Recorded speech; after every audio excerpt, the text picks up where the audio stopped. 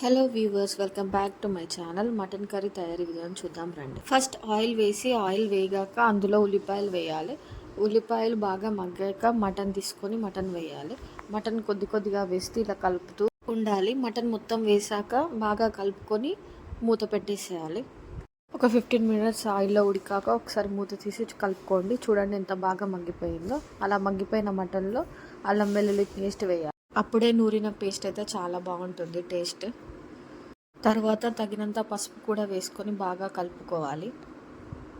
మూత పెట్టుకొని బాగా ఉడకనివ్వాలి.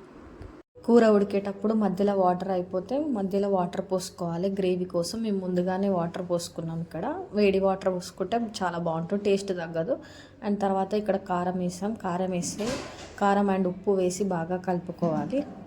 మీకు ఇందులో టమాటా కానీ దోసకాయ కానీ ఈ టైంలో వేసుకోవచ్చు. మేము దోసకాయ వేసాం, నా క్లిప్ మర్చిపోయా తీయడం.